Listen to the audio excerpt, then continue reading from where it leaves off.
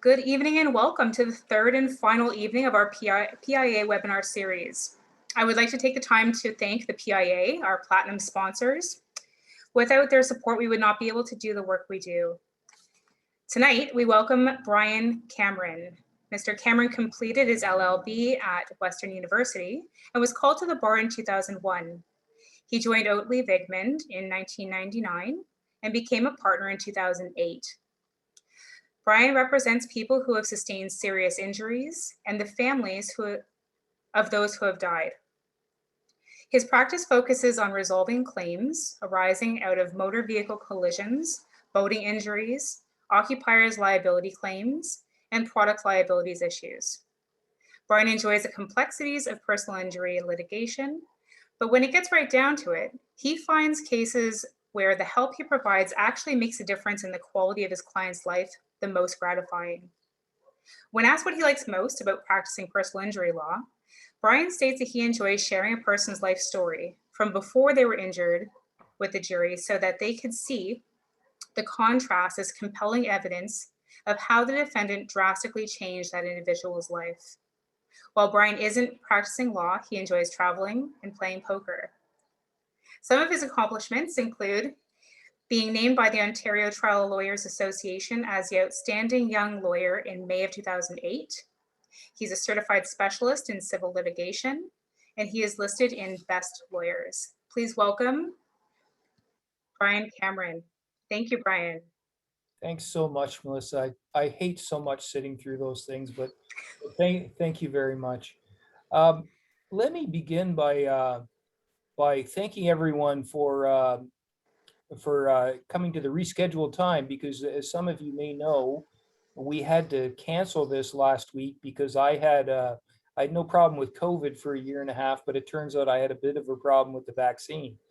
Now, everything's fine. I'm not suggesting you don't get the vaccine, but I had a bit of a flu-like thing for the day and just didn't feel up to doing it. So I very much appreciate your indulgence. We're going to get into consent and capacity and some issues that arise in traumatic injury in a moment. And I'm going to just put up my PowerPoint in a second.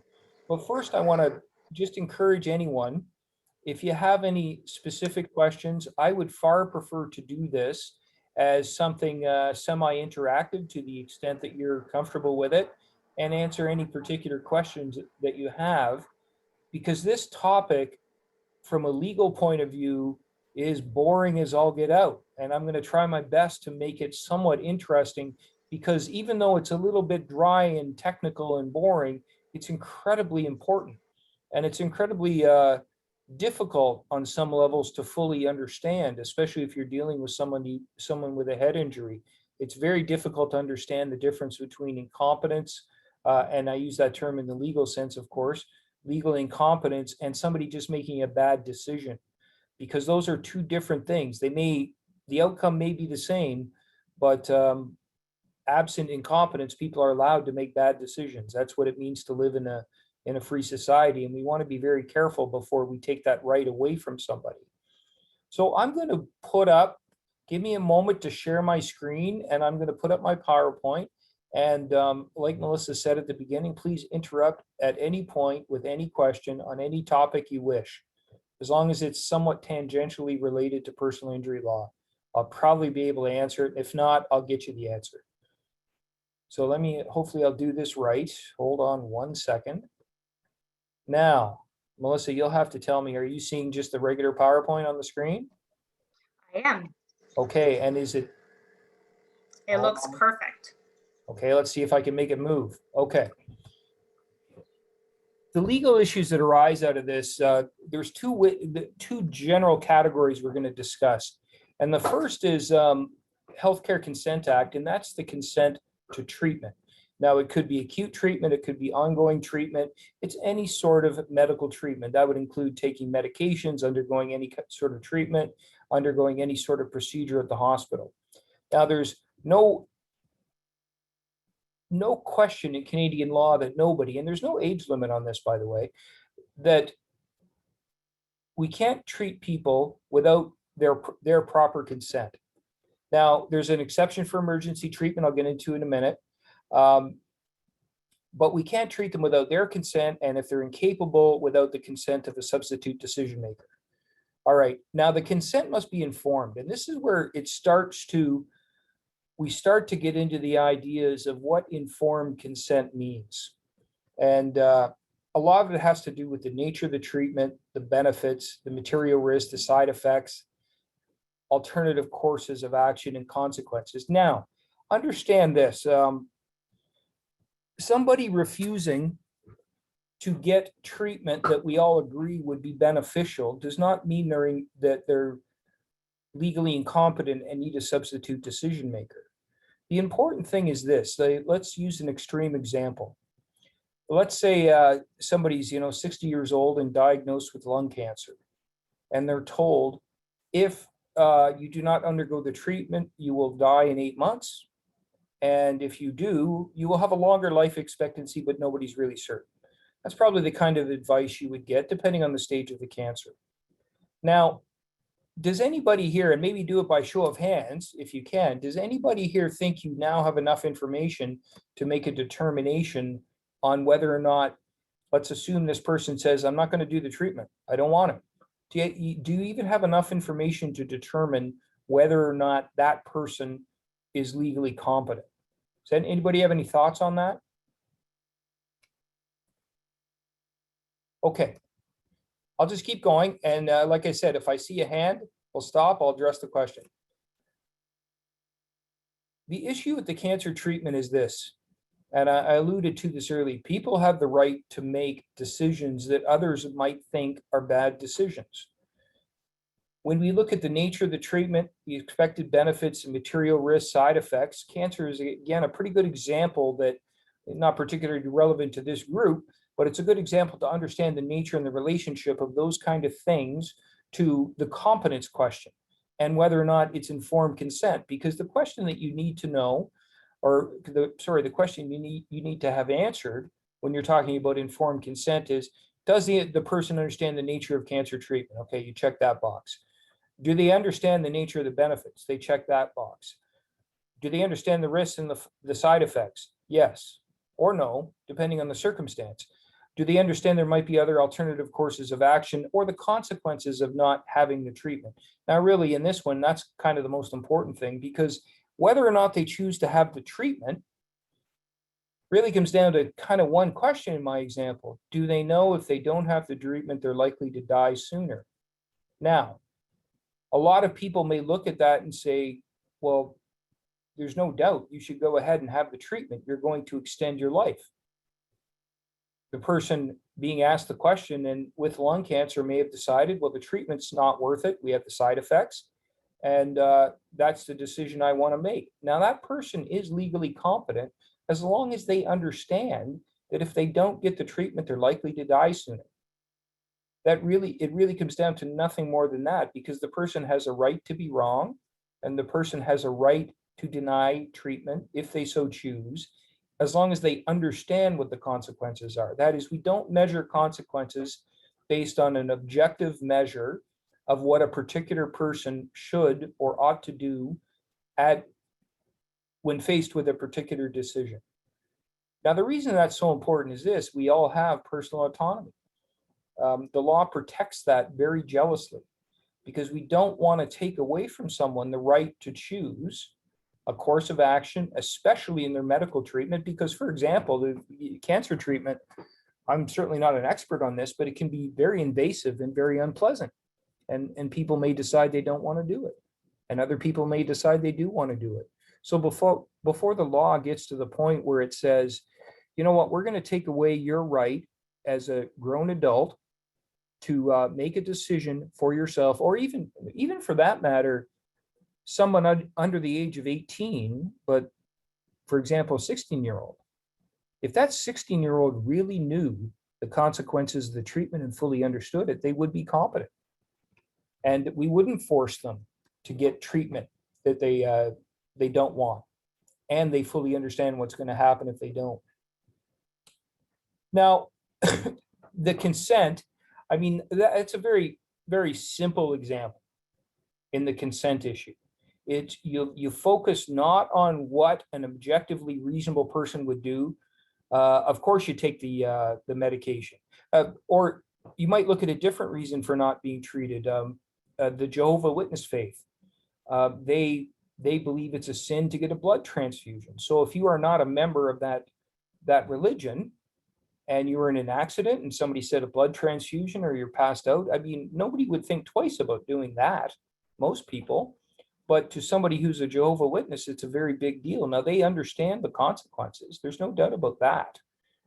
Most of them will understand. It's only when you get to the point where the person does not understand that without the blood transfusion, they would die, that we start to get into consideration about consent. Okay? Now, the consent can be informed as well, because a lot of the times it will arise in situations where people are unresponsive, perhaps unconscious. And it might be unconscious. I mean, that would be a tough one with implied consent. But if somebody became unconscious and had consented to a series of treatments, there's probably no reason not to continue the treatments unless the doctor or healthcare provider was aware of some pre-existing, for example, do not resuscitate order or something like that. It's hard to know. So informed consent can come in different ways and can look different in different circumstances. So it's hard to come up with an example of every one that applies every time. But the reality is, is it reasonably, can you draw the reasonable inference that the person would have consented to it had they been able to? Now, of course, I don't like using these drawings too much, but it is confusing, because again, we impute to people a level of knowledge that maybe some don't have, and that's kind of the point of this slide. Can you imagine you're dealing with, a complex disease, and a doctor gives you a host of options, and really what you're doing is asking the doctor, well, what's the likely outcome with option, A, B, C, and D, and most doctors will give you some idea, but nobody can guarantee everything. And you're left to now decide, well, what should I do here? What do I want to do here? At what point do you fully understand or not understand the options that you have? Now, they can be simplified a lot. Even if, for example, the cancer treatment is quite involved, but the outcome is unknown. So we get over to the harms or risks on this particular chart. Even if it looks like the treatment works 90% of the time, the harms and risks are relatively low. Even if that's the case, Melissa, you got your hand up. Just to let you know, there's a question in the chat box. Okay, let's go with it.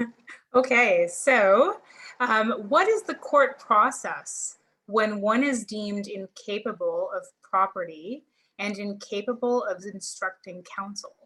And then she apologizes if she's jumped the gun and if you'll be addressing it later on. No, that's, we'll tell you what, that's the second part of it when we deal with substitute decision makers. So let's do with that, because that could apply to either property, which would include things like a lawsuit. Because weirdly enough, I know it's weird to think about it that way, but having a lawsuit against somebody is very similar to owning a house. You have a form of property and an asset, so you need instruction on it. So let me get to that probably in about 10 minutes and finish up with this part of it. And please, more questions. I like more questions. It'll make this more interesting. So somebody's decided, back to my chart, that 90% chance of doing well with the treatment, low harms and low risks. Now, again, even though it may look objectively like I should get the treatment and I'm going to be fine, if I don't want it, and I know if I don't get it, I'm going to die, then I'm perfectly competent to make that decision. A lot of this debate is going on right now, and the courts may have to weigh on this, on whether or not you get the COVID vaccine. I mean, this will be a legal issue, and I'm not providing any opinion one way or the other. As you know, I had it, so you know what I think. But I'm speaking to you as a lawyer, not my personal opinion. And there will be, I think, court cases that will make a decision on what's more important here, somebody's personal autonomy and having an injection like that, or society's greater good kind of idea. I don't know where that's going to end up. I think it might depend what judge you get in front of, but I think it's likely to get to some appeal courts at some point. But the issue there will not be the benefits versus the risk as much as it will be the knowledge of the outcome, and to the extent it affects other people. It will be an interesting legal issue. Now, I think I mentioned this under prior, that you don't have to be a certain age to consent to treatment. And now, oddly enough, the law even presumes, absent being shown to the contrary, that every person is capable of consenting to treatment. And if you think about it, you would apply the same legal test to a 5-year-old as you would to somebody my age. The question would be, does the 5-year-old understand? Now, of course, I can't imagine a case where a 5-year-old would really understand anything significant. So you end up being in the same position as the 55-year-old who suffered an injury of some sort, who also doesn't understand. Now, the reason a 5-year-old doesn't understand is because they're 5. They don't understand anything yet. They understand, mom's there or dad's there, and they bring them food. They get that, but we don't seriously think 5-year-olds can consent to treatment, or more importantly, refuse to consent to treatment because they really don't understand the consequences. So the test is very, very consistent amongst all age groups. In other words, we apply the same test to the 55-year-old as we do to the 5-year-old. And we start with the presumption that they can consent, and then we look at the particular facts of that case. Now, this is who determines this, and this is slightly different than when we're talking about substitute decision makers and appointing them and dealing with property and lawsuits and all that sort of thing. But it's usually the healthcare practitioner at the time, because usually it's a question. This comes up more often than not when somebody's in a hospital setting and needs treatment. It's not usually a situation where somebody suffered an injury and this is a year later, and now should they see a psychologist, should they see a social worker, anything like that. So it's usually the healthcare practitioner, although regardless of what time, that makes that determination. And they're going to make the determination based on what whether or not they believe that the person is reasonably capable of understanding what they're being told and is making a decision. Now, this is where I see a lot of the times confusion come up, where a patient doesn't cooperate in the eyes of the healthcare practitioner, and the practitioner, I occasionally will get a phone call, it's usually in the treatment stages, and they will say, I don't think this person is competent. They won't do the treatment I want them to do. And I have to remind them that, well, if they understand the downside to not doing it, it's not that they're not competent. They may be, we'll look into it, but it's that they've chosen not to do it. And we have to be respectful of that. What the healthcare practitioner has to determine is not, is it a good idea or bad idea to do the treatment? Because I would presume if a healthcare practitioner has said, well, you should get this treatment, they probably think it's objectively a good idea. But we have to get over the hurdle of allowing someone to do it, having the patient consent. And it's all based on their assessment, but their assessment must be targeted at the right question, not whether or not they should get the treatment, whether or not they understand what will happen if they don't get the treatment. That's the important distinction, and one that most know, and most of the people that work with me know, because I've spent some time with them, when I get the phone call, because from my point of view, that's how it usually happens. I get a phone call from somebody who's treating one of my clients and they say, I have concerns about competency here. Now, it's either legitimate competency or it's, I have a client who's running off to the casino and gambling away all their money. Now, that in and of itself is not evidence of incompetence. It may be stupid. In many cases, it is stupid. But if they know that when they gamble it away, they don't get it back and they lose the money permanently, then it's not a competence issue. Now, it may be an addiction issue that might have to be treated, but it's not a competence issue. And in the vast majority of cases. So I have to talk through it with the healthcare practitioner and just make sure they're assessing the right thing. Because I'm not about to bring an application to court, and we'll talk a little bit about this in a minute, to take somebody's rights away, at least basic rights, without having a very good reason. Now, I've talked a little bit about this, and this is the wording that comes from the various statutes. It's the same generally across most statutes that deal with competency. And it is a two-part test. I may have conflated it to one because I really think it's one important question. Is the patient able to understand the information that is relevant to making a decision about treatment? Now, understand is, I would say, loosely interpreted, because to the extent that anybody can understand information about a very complex medical diagnosis is up in the air. That is, I talk to my doctors and I do my kind of work, and it involves me with doctors a lot, and I still don't fully understand the medical issues. I just rely on the doctors to tell me. And I think that's more of what that means.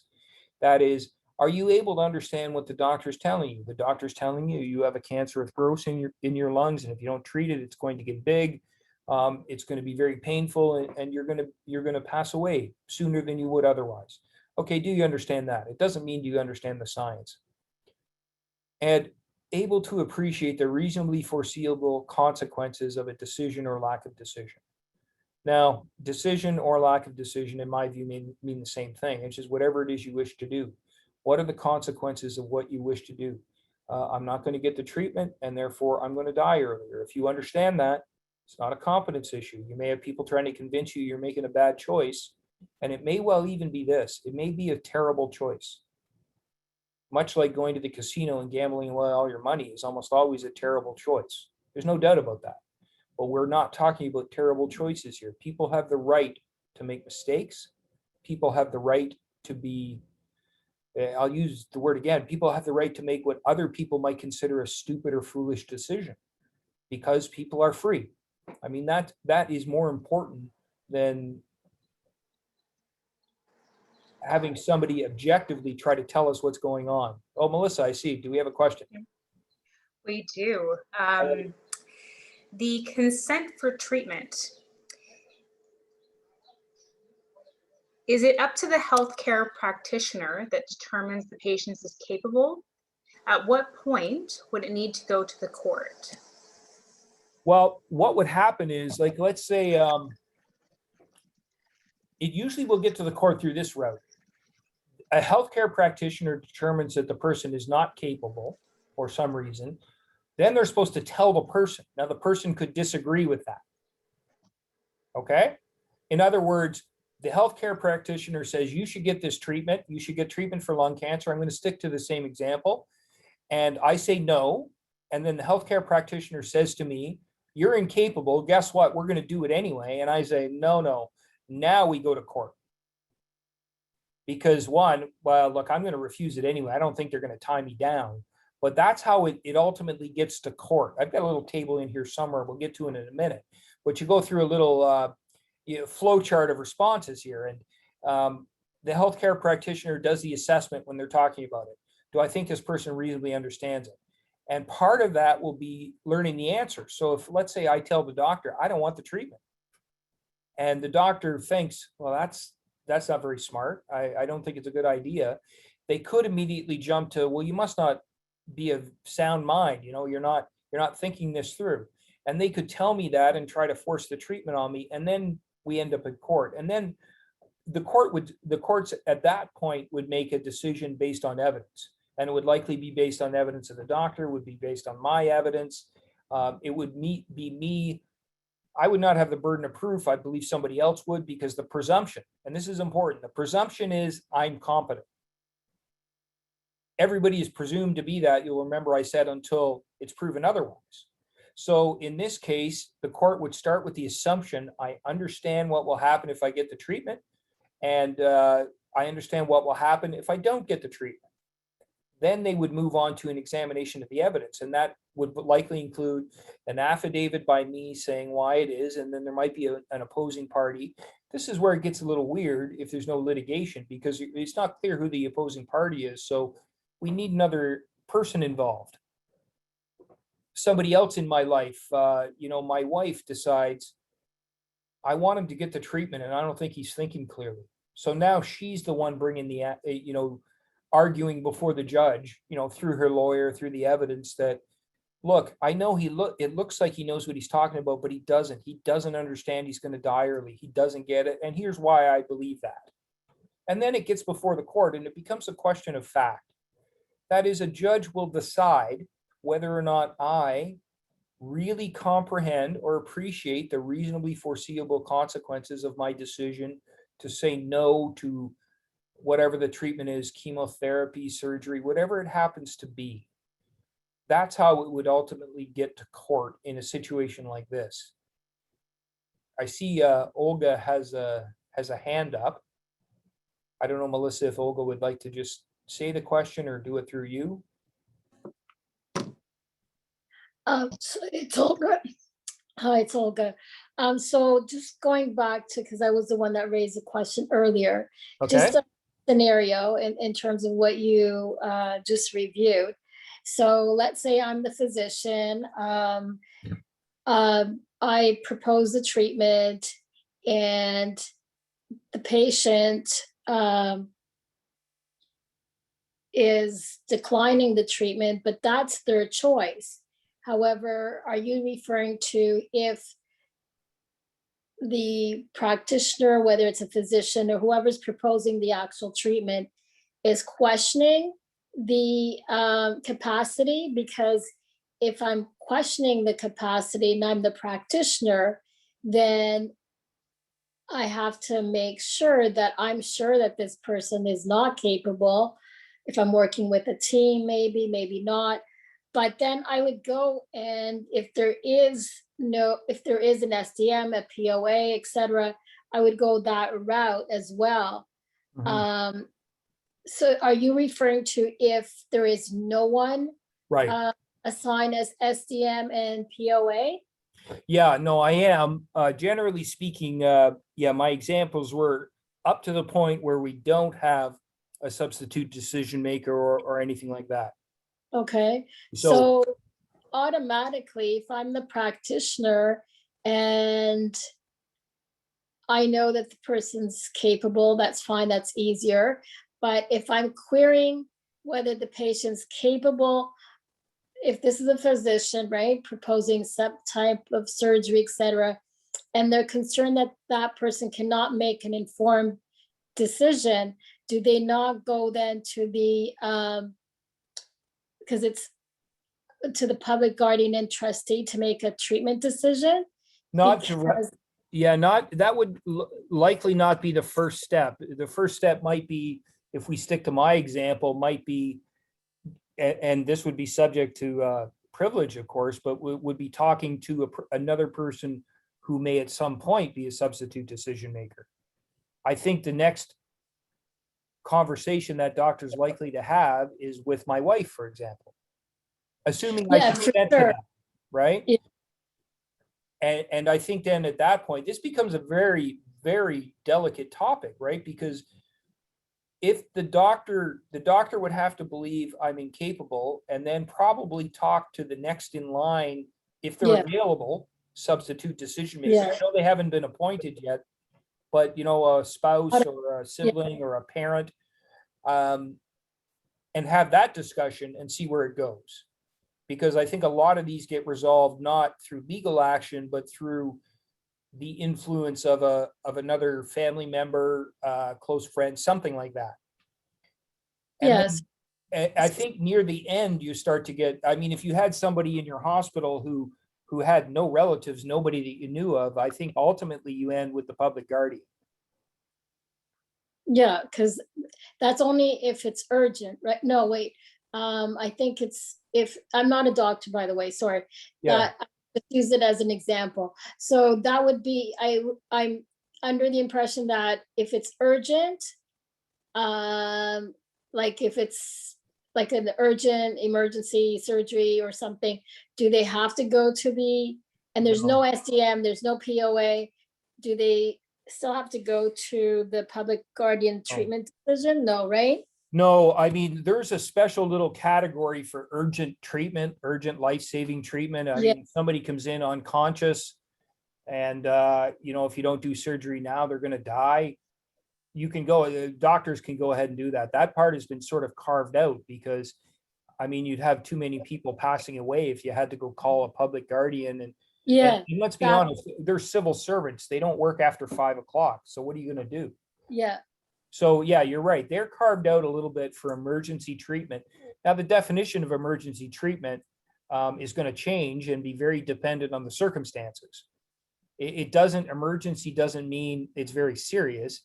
It means Yeah. if you don't do something now, you don't have time, something bad is going to happen that we may not be able to fix. Now, I'm Do you- paraphrasing, of course, but that's Yeah. generally what emergency means.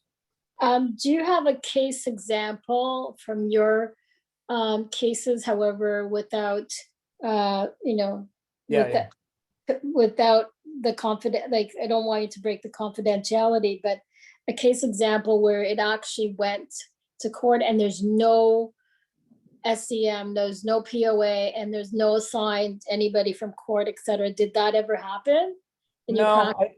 I don't think, I mean, no, I can't think of a single case where I've had it, something end up in court with there being a no substitute decision maker, or it would be a POA in most of the cases, because I Yeah, mostly deal with it not under the Healthcare Consent Act, because that act is more designed to give advice and make doctors and healthcare people understand what they need to do in the circumstances.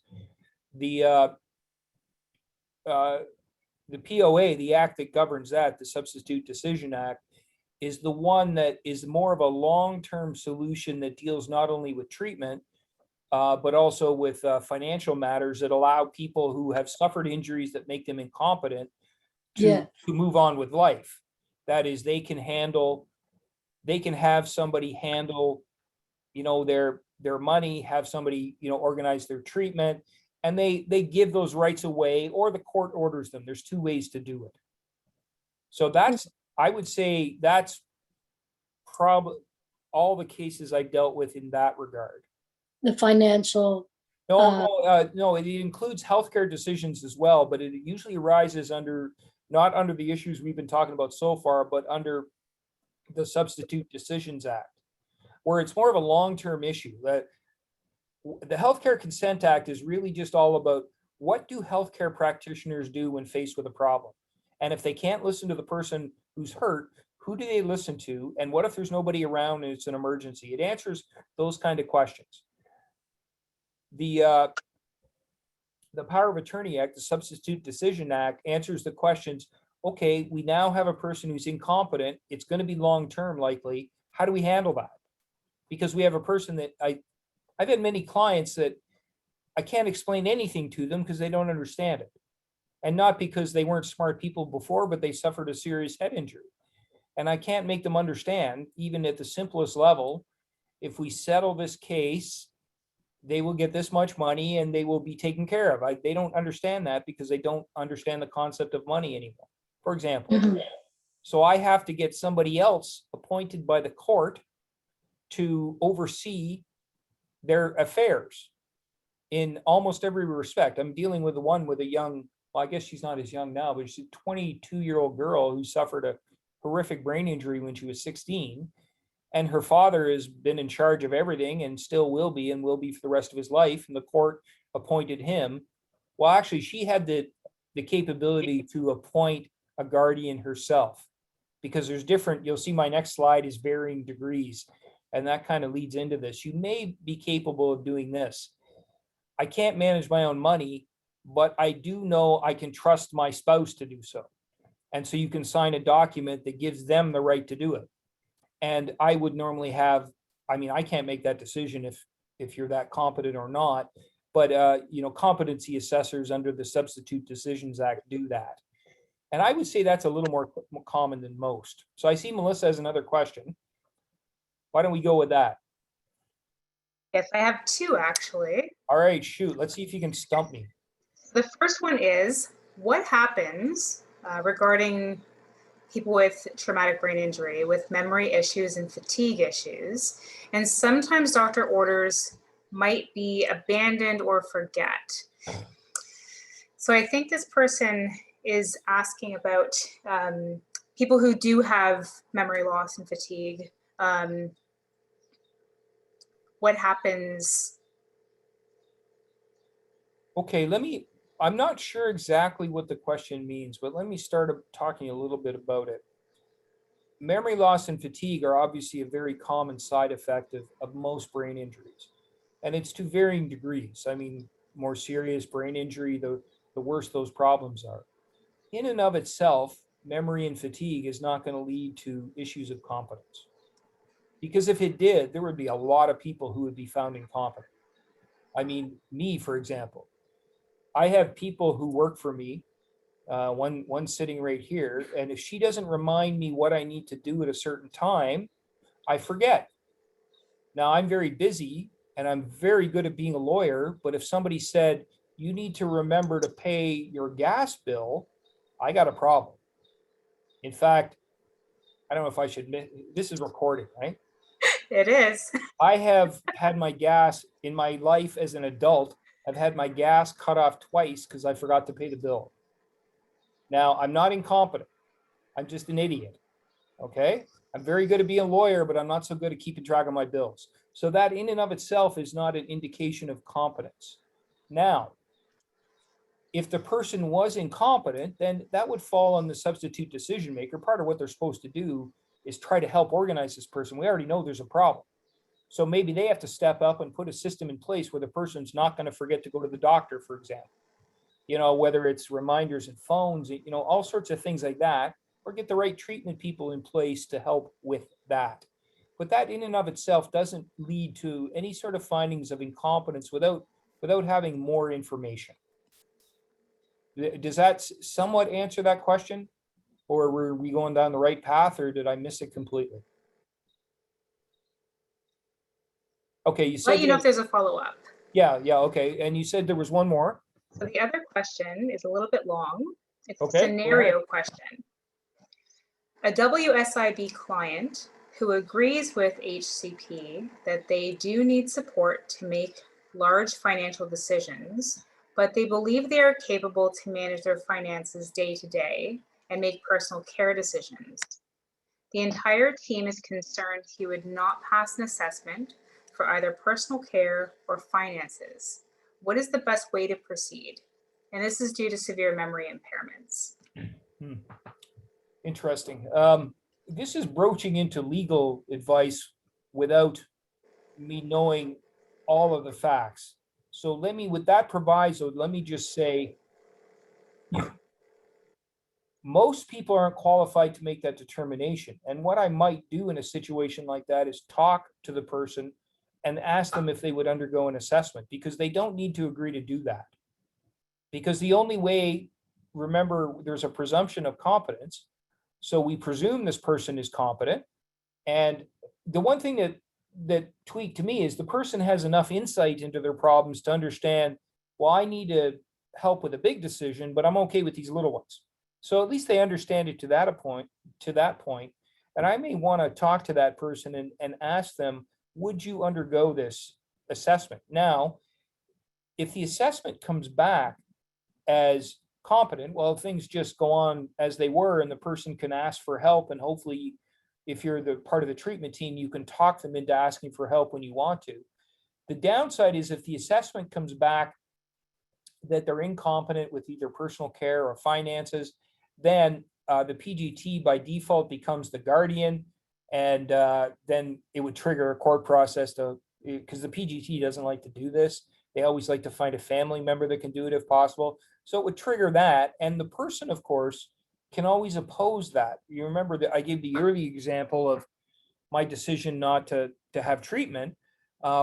If you ended up in court, the person who thought, oh, look, I'm competent for everything but big decisions, I don't feel comfortable with those, they have the right to oppose it, perhaps hire their own lawyer to oppose it. And then it would be a question for a judge to answer at that point, whether or not this person really fully understands. Now, again, it's hard to know because I don't know the nature of the person's impairment, other than you tell me, memory loss, but I certainly wouldn't be in a position. And also, I don't advise people on whether or not I think they're competent either. What I do is advise them, this is what it means. Here are the possible consequences of this. And a lot of the times I can start to understand they don't know what I'm talking about, or they do, one of the two.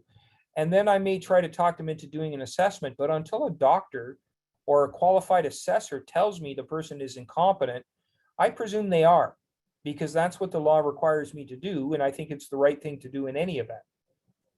But it's really all about getting that assessment. Okay, does that answer that question? She said, perfect, thank you. Okay. All right, so now I want to just go through the hierarchy of who's in charge if there's a substitute decision maker. And we assume these people have to be 16 and capable as well. In other words, you couldn't be it wouldn't make sense otherwise. But you go through the list, and generally the list is in order. Somebody who's a guardian of the person that is already appointed, the attorney for personal care, or the spouse, child, parent, sibling, any other blood relative. These are generally the order, okay? Then we get down to the public guardian and trustee. And like I said, they really don't want to be involved. They're there as a measure of last resort. They want one of these other people. And generally speaking, a guardian of the person would outrank the sibling, for example, if they disagreed. That sort of thing. That could be a little more complicated than that, but that's far too much to get into in a 1 hour webinar. Depending on the situation, some people can, for example, in a semi-emergency situation, you might talk to, a sibling. Oh, my brother's in the hospital. Go ahead, do what you have to do, even though his wife's on the way. Things like that come up and are treated on a one-off basis. So if people are tied, the PGT will intervene to make the decision. That is two kids disagreeing, then that's time to call the PGT. Absent, of course, the emergency situation where you just simply don't have time to call the PGT. And again, that's more of a Healthcare Consent Act issue, not dealing with the long-term issues, unless, of course, you don't have the treatment. And now this is the chart I told you about before, and I won't have too many comments. It'll be up on the video, but it just gives you the flow of what's going to happen in determining capacity. And so it gives you some fairly, a very loose way of looking at it, but very accurate. All right, so the Substitute Decision Act, we talked a little bit about this, is now the definition of capacity is basically the same. It's worded slightly different, but there's no practical difference. It's appreciating the consequences and understanding the information. The only difference is it deals with the two main categories of personal care and property, and they may be different. That is, I've had many clients who can understand their personal care issues. They know they have to go to treatment. They know what happens if they don't go to the doctor, all that kind of thing. But they think a Snickers bar costs $87.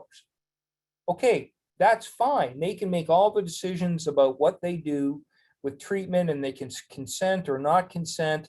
And, they might forget it every now and then, but they're handling it okay along with their treatment team. But somebody else has got to handle the money. I mean, that's not particularly surprising, because some people, if you think about it, absent somebody who suffered an injury, a lot of people are very good at one thing and not good at another. This is really nothing more than a very extreme example of that brought about as a result of an injury. So again, the presumption is people are competent for personal care and for property until proven otherwise. Now, the third category that falls into this one, that really doesn't apply to the other one because of the different point of the statute, is that a person could be capable of granting a power of attorney, but not be capable of managing their own property.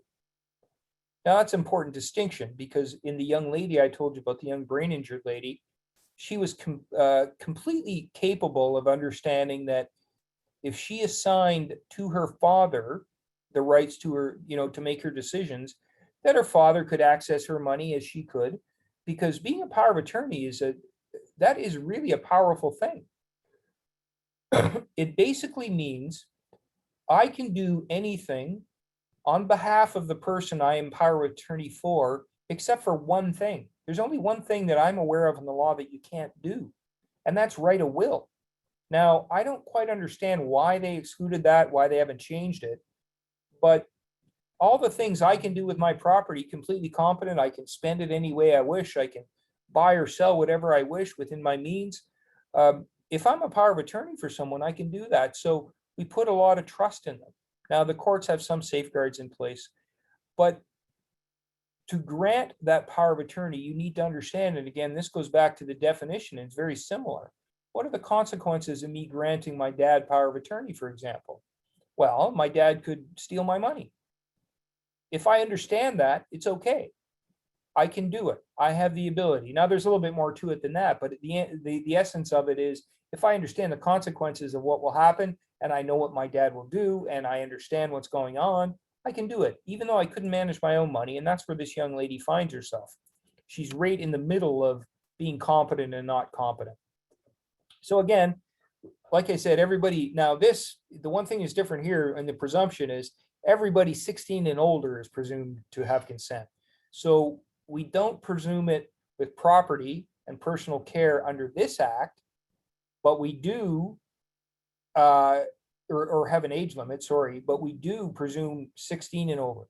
And the contrary is under 16, no. So it's kind of, there's a bit of a conflict between the act, which is interesting. And everybody's 18 and older is presumed to have capacity about property. So 16 for treatment is the presumption. And the reason it's different than that is this is dealing with a different mechanism to appoint, not a substitute decision maker under that act, is to appoint a power of attorney. That is somebody who legally now has the right to make all your decisions for you, not just the decision in the moment about the treatment. Okay? Now, capacity to manage property. Again, this all comes down to a question of fact. The question I got before was the person thinks they need advice or help with big financial decisions. Now, I don't know what that meant in the context, but can handle the day-to-day bills. So I kind of interpret that to mean this. Whether or not to buy or sell a house, for example, which is usually, the biggest, investment or sale a person will make, versus being able to pay the gas bill, right? Remembering I got to pay the bill. If I don't pay the bill, I understand the gas will get cut off, all that sort of thing.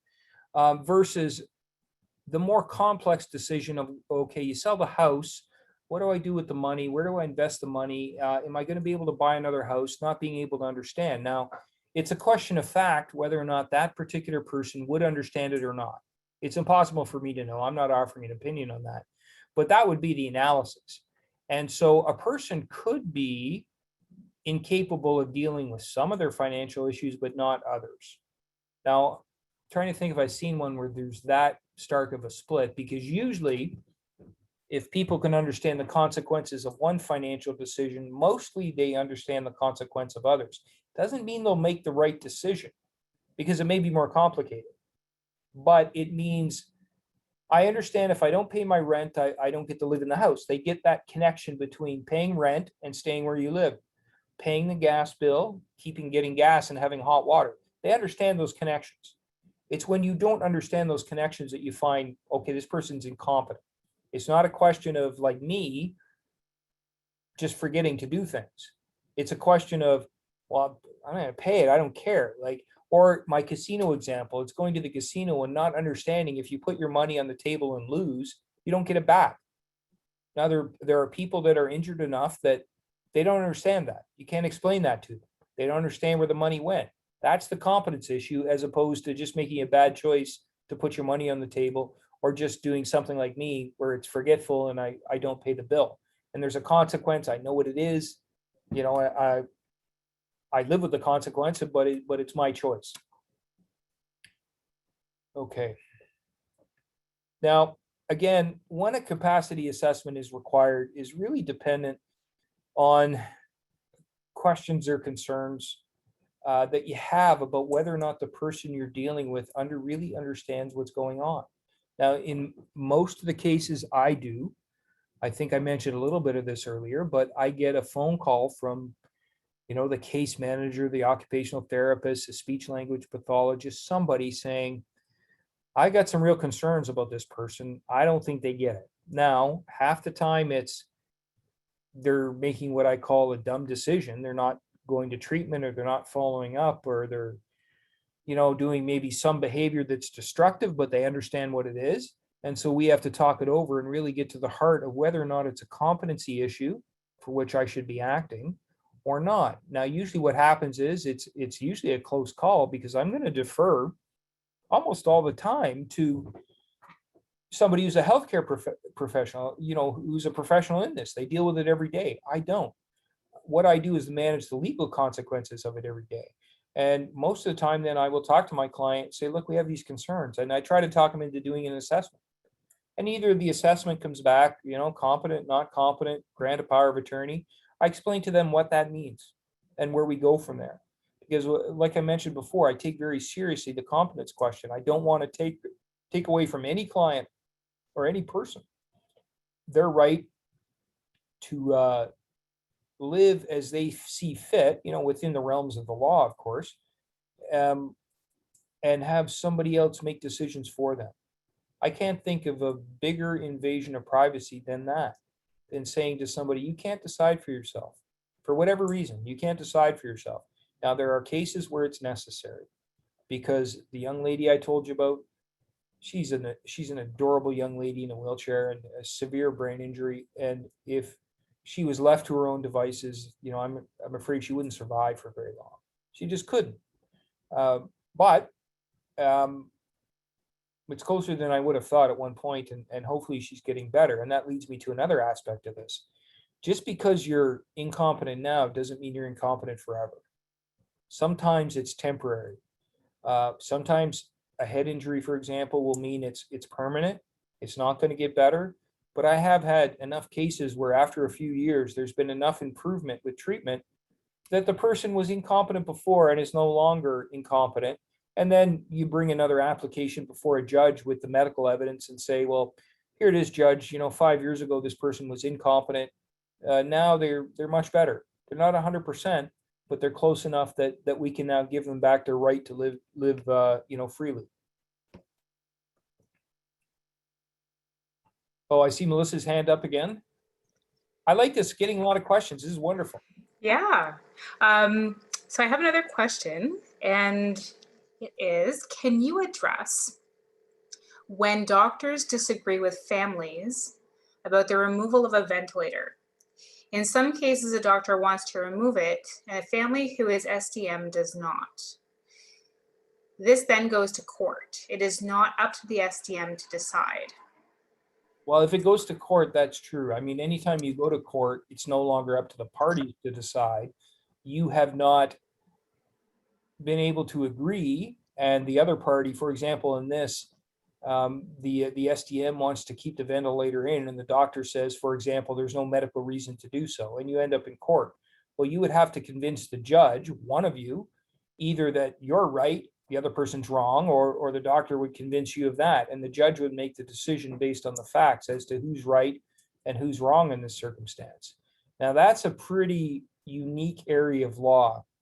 It usually comes up when somebody wants to remove the ventilator, and the doctors don't want to remove it because the doctors don't want that kind of liability, because they believe if it's removed, the person will die. So that's a very complex question, and it would depend on the facts of a particular case. That is, if I wanted to remove it, and do I have any other ulterior motives to removing it? It's hard to know. I don't mean I personally, of course, but the hypothetical person. What if the doctor says, no, it should stay in, the person's going to get better, and I may have a financial motive for wanting, say, my elderly mother to pass away. Now that sounds horrible, but I bet you it's happened. So now the judge has to decide between those two, and you can flip it around as well. The family doesn't want it removed, and the doctor says there's no longer a medical benefit. We're keeping someone here that's only alive based on these machines. Now the outcome, the legal outcome, is difficult to know, but a judge will make that decision. And it's all based on the particular evidence of that case. Presumably the doctor or the hospital, whoever is going to defend it, is going to have some sort of evidence of this is what will happen, and we're only keeping this person alive artificially, and we should. But the law on that, far beyond my experience dealing with substitute decisions. That's a very unique and niche area of law. That's a very difficult question. Thank you. All right. Now, let's just talk about what happens. Let's assume your person is found incapable. And it's done generally through just an assessment of a person by an assessor licensed under the Substitute Decisions Act. And there are a variety of people who do this. They're not all doctors. Some of them are capacity assessors, and they do the course and they get accredited as such. And doctors generally fall into that category as well. And I will send them to get the assessment and to do a report, and they will give me their answer. An immediate effect is the public guardian is appointed if they're completely incapable. And then I bring an application or a motion before a judge and say, Your Honor, the PGT doesn't want to do this, and they never do. They'll always write me a letter saying, if you can appoint somebody that's appropriate, that's our preference. And so I try to find it's a spouse, it's a parent, it's something like that, somebody who's going to look out for the interests of this person. Now, like I said, with my young girl, the example I've given you, if it comes back and says, well, they're incapable, but they can grant a power of attorney, then you can do that by no more than, you don't need a judge to do that. A person can just, there's about a 6-page form you get from the government that allows you to do that. And everybody can fill out a power of attorney form right now. You don't have to be incapable or injured. You can do it, and this is a good idea for most people. You can do it so if something happens to you, somebody's in place. Or you can even do it effective even if you're totally aware. I mean, I could make my daughter my power of attorney, and she could do anything I could do except draft a will. And I could do that now, even though I'm totally competent. And it's just a matter of filling out the form correctly. And you can do it with the person as well who is incompetent to manage their care, incompetent to manage their finances, but understands that dad's going to take care of them, and understand that if dad wanted to, he could take all their money, but they can still make that. They have that understanding. So they fill out the form. And so that's what happens in that case. And then when it happens, I'm usually dealing with it because the injured person has a lawsuit, and then I get instructions from the substitute decision maker, the power of attorney, and they will tell me, and then by the way, it could be for just one, but not the other. It might only be for property, might only be for personal care, could be both, but it might be one or the other. So assuming it's for property, then I get instructions from the father on this case, whether or not we are settling this case, or what we're going to do, or steps we're going to take in the litigation. And I talk to them as if I would talk to the client. I'll try to explain it to the client as well. But like I said, she listens and we have a conversation, but she really doesn't understand. But I try to explain to her anyway. There's no sense in excluding her. And then ultimately, at the end of the day, I listen to what dad wants me to do. And we proceed along those lines.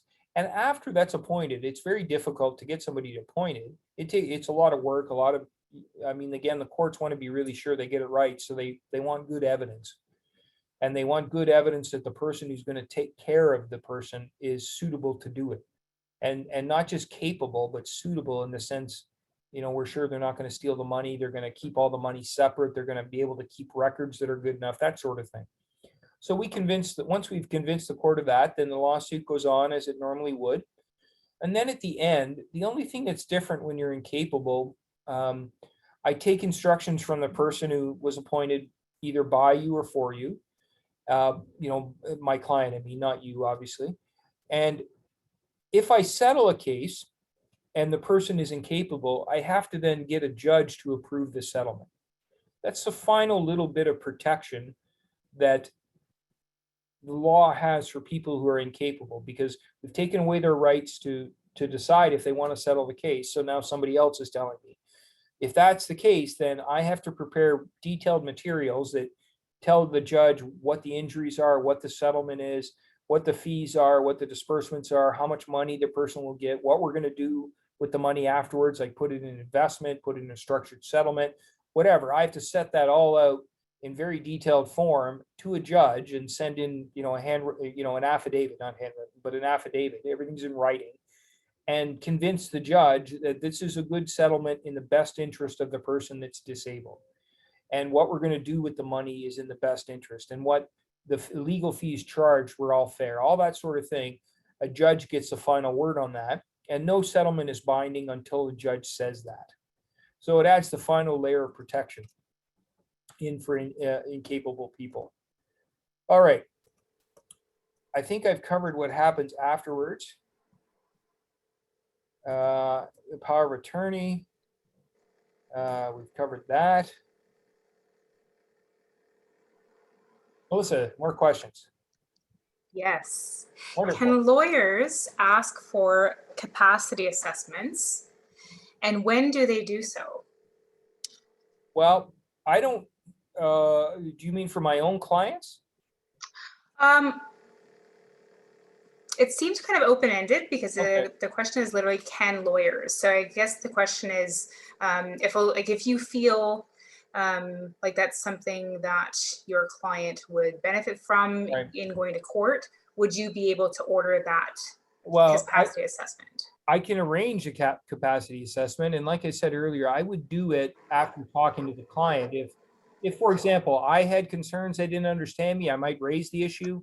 Or if I got a call from a healthcare provider saying, look, we're not convinced this person knows what's going on, I would raise the issue. But if the person said no, then I run into perhaps an ethical problem because I have to presume they're competent. I cannot go against their wishes. I may have to refer it to another lawyer to take a look at, and hopefully my client will talk to them. It's usually a matter of persuasion as opposed to what the exact legal route is. That is, if the person says, I'm not doing a capacity assessment and I'm instructing you not to tell anybody what this is. Now, it may find its way into a medical report. That's different. I don't have any control over that. The doctors say what they say and think what they think and write what they write. But as far as me doing it, for example, against my client's wishes, I could not do that. Not without there being a finding that they were incapable. And even then the client would have the right to dispute it. Now, I've been fortunate that has not come up. I have not had to deal with that because I've been lucky that my clients, the ones that were very badly injured, didn't put up a fight about it. And the ones that were marginally injured at least said, like marginally injured in the sense of competence, at least said, well, look, I think I'm okay. I'm competent, but I'll do the assessment. And then they've agreed to abide, by the outcome of the assessment. And the bar is so high that it has to be pretty obvious to most people that you're not just making bad decisions. I mean, because again, it's important to understand that's okay. I'm not saying people should make bad decisions. What I'm saying is legally, we can't stop you. I mean, or you could imagine if the law was people are not allowed to do things that are bad for them. Nobody could go to McDonald's, drink Coca-Cola, or smoke, right? Those are all objectively things that are bad for most people. But again, we value as a society freedom and personal autonomy more than that, with good reason. Because the alternative is not good. The alternative is China. Then you have a problem where you can't think what you want to think and do what you want to do. That's a way bigger problem than making a couple of bad choices. It's only we get to the point where person just like a 5-year-old, you wouldn't let a 5-year-old, oh, well, you get in the car and go to Toronto by yourself. That's nuts. You wouldn't do that. Not because, maybe the 5-year-old's perfectly capable of doing it. It would be kind of weird though, wouldn't it? But they wouldn't understand the consequences. That's the problem. When you're telling somebody that, look, if you make that choice, you don't know what's going to happen. If they really don't know, then we're into the field of incompetency. Not, if you make that choice, you're going to lose a bunch of money. Well, okay, I understand that. Good to go. And that's far more important than the individual case. But we have to protect the people that really can't protect themselves. And that's the important, that's obviously what all this law is about. It's about protecting people who can't make the choices because they don't know what's going on. They might know in the moment, but they don't get it long-term, and they really don't know. They don't make the connection between not paying rent and I'll get kicked out of my house. And it's not that they don't think about it, it's that they don't understand there's even a connection. And that's where it becomes a problem. Okay. Any other questions? I think I'm pretty much to the end of not only how much, what I have to say, but how much I can talk. Because it's the end of the day. And so I've been talking all day. I'm getting ready for a trial that's set to start in 2 weeks. Oh my. Well, Yeah. one just popped up. Go right ahead. Okay, it's another long one. Okay. Who gets to choose who provides legal representation? For an example, to assist with possibly appointing a power of attorney.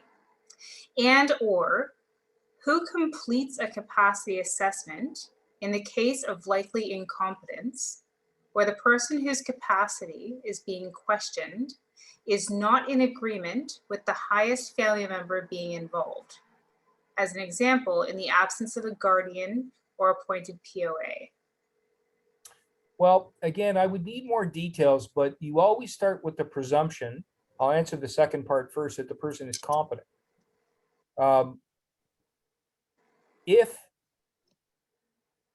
If a person, let's say, believed I was not competent and I refused to undergo an assessment, what could happen is the person who thought I was not competent could bring an application before a judge to have me declared incompetent. I would be like the defendant in the matter, right? And then I could present my evidence, however I would do that, whether I just write an affidavit or I talk to the court, and they would present their evidence, and a judge would make the decision based on the tests involved. And I suppose a judge would have the authority to order a medical test, for example. But if I was defending it, then maybe I go through an assessment and my doctor says I'm fine, but somebody else's doesn't. The courts will make that decision. So that's how the mechanics of it would happen. Now, if another person, again, the first part of that question, I think, was, what do you do if the person highest on the list? I guess it would be go to next on the list. Perhaps you could get somebody to cooperate. Usually best to deal with this stuff by, gentle persuasion, as opposed to the person on the list, like I described, bringing a court action. Because ultimately, if you can't get the person to agree to do anything, because you start with the presumption that they're competent, the only way to go through this is to go through an application and have them declared incompetent. And then if they are, you're going to have a lot more leeway to who gets appointed.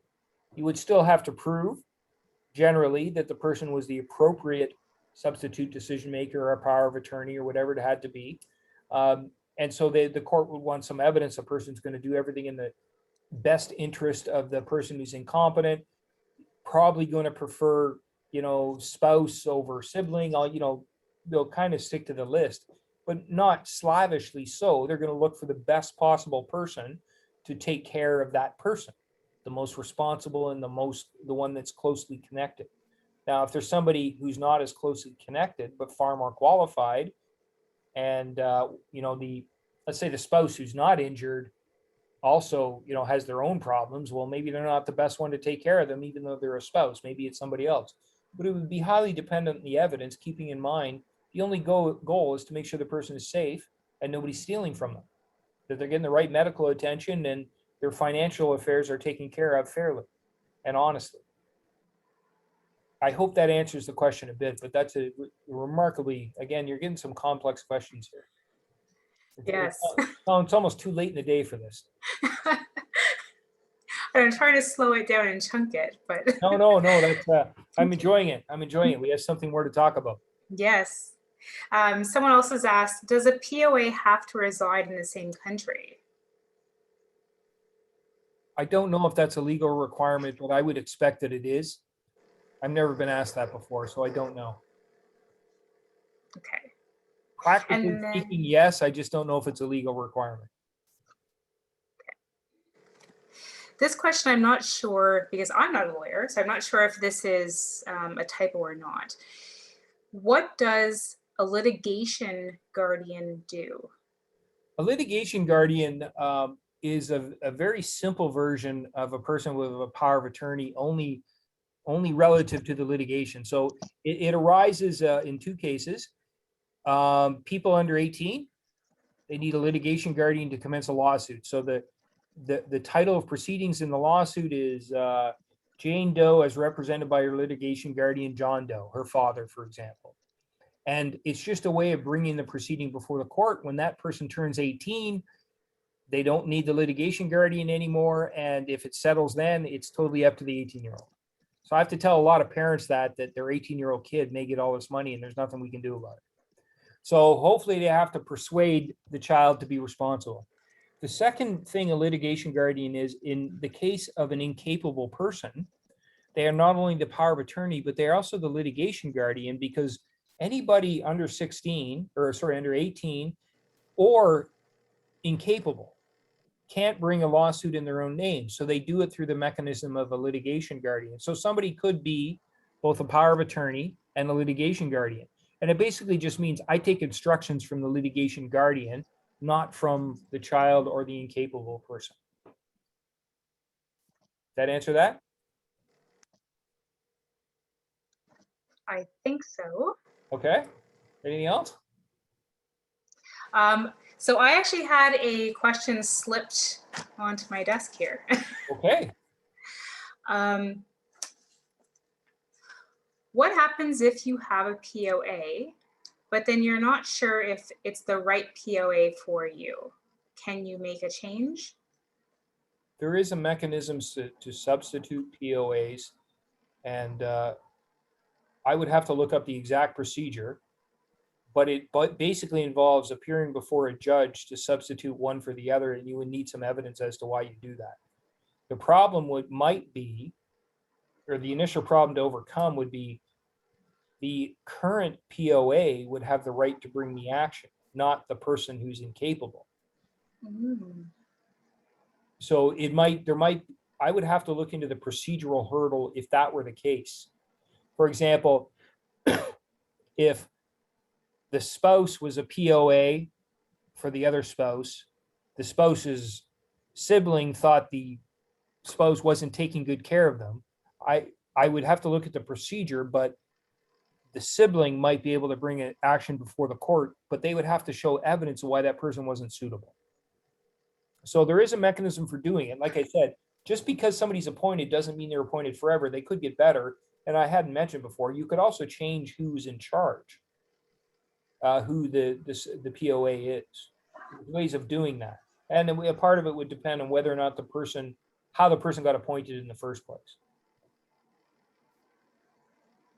So that's something you would need to talk to a lawyer to with all the details. But there is a mechanism for doing it. You're not stuck with that person forever if it's a problem.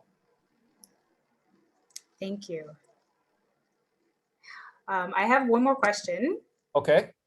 Oh, okay. This is another bit of so this is a very specific one. We touched on in the beginning. Whoops. I just took my PowerPoint down. That's okay. I'm just gonna find the question. So this member is asking, can I ask about COVID vaccines? Do you think at one point they will not need consent? And does that mean they can force people? Also, when I got my vaccine, I did not sign any form. Some have. Let me answer the second one first, or comment. I don't remember to be honest, I don't remember if I signed a form either. I got it last Sunday. I went down, it was very convenient. There's no lineup, but I don't remember signing a form. I remember answering some questions. They said, do you have fever, all that sort of thing. I don't know about the signing of a form, whether or not anybody's mandated, but I certainly didn't do it. As for whether they can force you to get a vaccine, if you had asked me that question in 2019, I would have told you absolutely not. If you ask me that question now, I'm not so sure, because the biggest tragedy of COVID is the loss of human rights. And I'm speaking as a lawyer. I'm not talking about, obviously the biggest tragedy for someone who lost their life is losing their life or losing a loved one. I'm not talking about that. But I'm talking to society in general. The most harmful thing is not the ongoing effects of COVID. It's the ongoing effects of loss of personal and human rights. So I don't know. I think not. I think cooler heads will prevail once the pandemic is over or better controlled. But I like to think that there are judges out there who still remember we have a constitution that has rights attached to it. And one of those rights is nobody gets to stick something in my body like that I don't want. That's been an important right for a long time. It's grounded a lot of other rights. with respect to personal autonomy for everybody. And so I hope it stays, but I don't know. I don't know. And having to say I don't know is alarming to me in Canada. But we'll see. I'm reasonably optimistic. The only problem is we have Trudeau leading this country, and it's just going, it's like, it's dumb and dumber. It's just getting worse. So there you go. I don't know. I wish I could give you a better answer to that. Yeah, I mean, we're in unprecedented times at the moment. We so- certainly are, but people are forgetting that even in unprecedented times, you don't trot upon human rights without a good reason. And so I've yet to see that reason, and most people haven't. But I think if people choose to get the vaccine, great. I mean, do what you wish.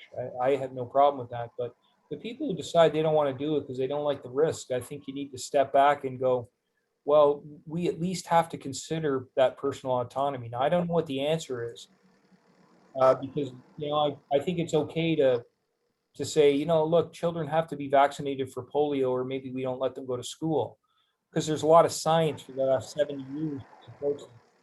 But who knows? I mean, I'm not a doctor in that regard. I just know I find it alarming with the human rights issues. Any other questions?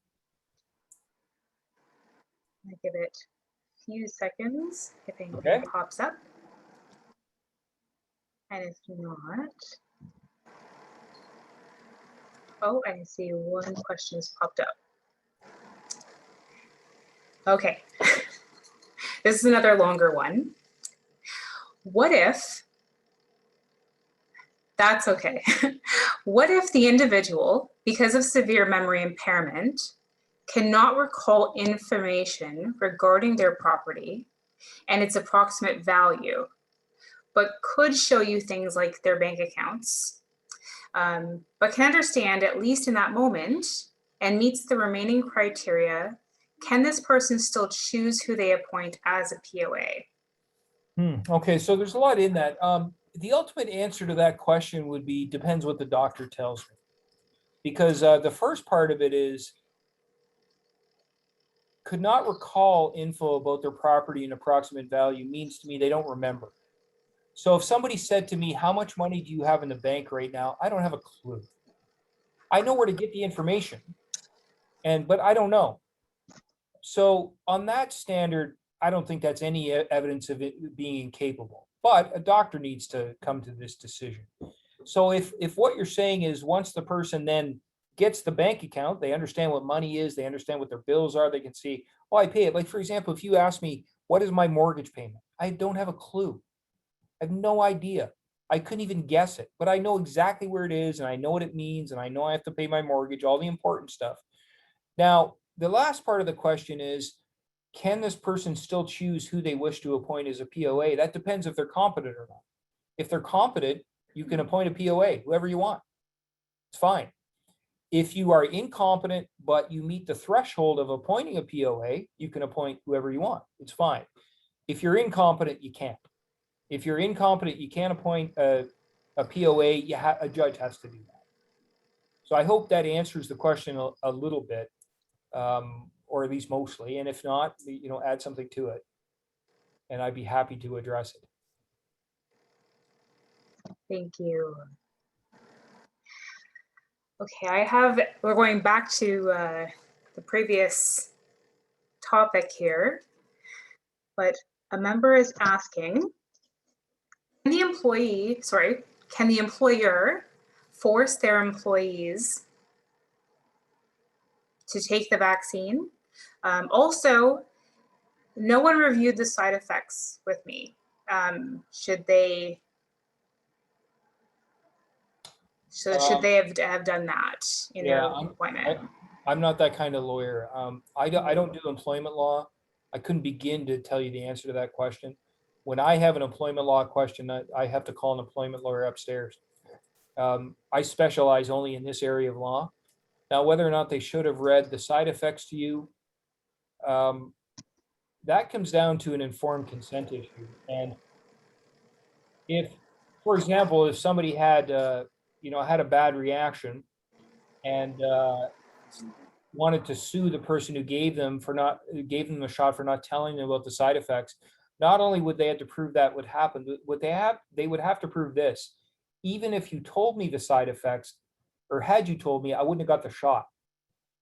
So if they didn't tell you, but if they did, and you would have got the shot anyway, then there's no liability on them for not telling you. You have to prove that their negligent action, that is not telling you about the side effects, caused the problem, which was getting the vaccine and having a reaction. So if you would have got the shot anyway, it really doesn't matter.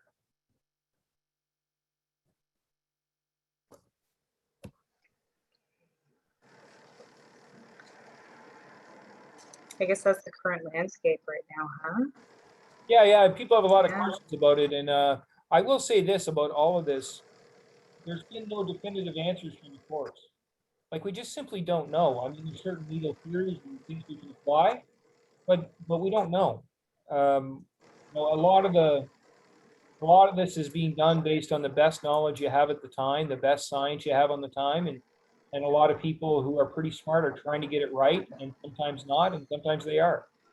So I don't think the lawyers are any different. How this is going to play out in the courts, like my law firm has a different lawyer in my office has a class action lawsuit with respect to all these folks who died up here at the group home in Barrie.